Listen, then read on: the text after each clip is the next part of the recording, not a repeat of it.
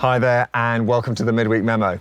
One thing the Bible doesn't say an enormous amount about is the daily commute, though it's a big reality for many of us. Well, I say that, for me, it's really only just walking from the end of that road all the way to about 100 yards that way. I know for some of you this week it would have been particularly hard, what with the trains being in the state that they're in.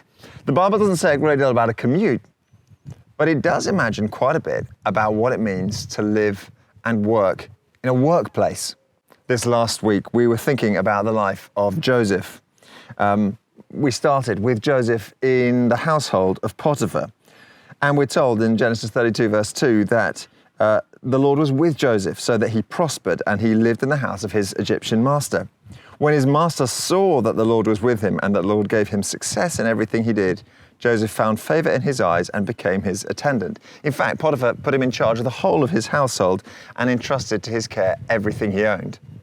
Now, as you know, the Potiphar story goes sour pretty quickly. But then Joseph finds himself in a new environment, in prison. And actually, very quickly, things turn out similarly. The warden notices Joseph's hard work, his integrity. And we're told at the end of the chapter, the warden put Joseph in charge of all those held in the prison, and he was made responsible for all that was done there. The warden paid no attention to anything under Joseph's care because the Lord was with Joseph and gave him success in whatever he did. Now, we know from the story of Joseph that things were not always plain sailing for Joseph. In fact, they went spectacularly wrong many times.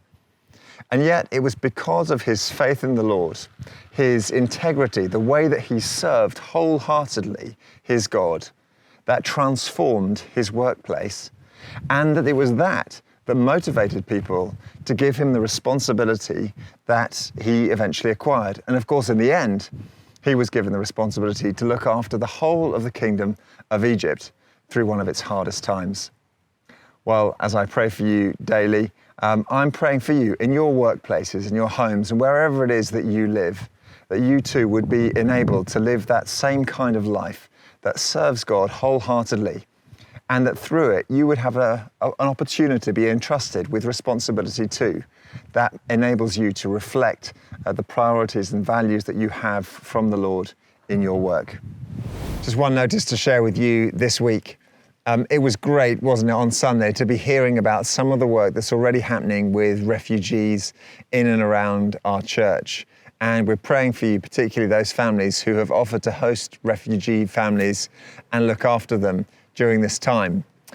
This next Sunday, we're starting a new initiative in the church. It's happening at 4 o'clock in the Watney Room. It's a place for people, particularly Ukrainian refugees, to come together and just have some time to chat, to catch up with one another, a bit of time out of their host families, a little bit of hospitality, something to eat and drink as well.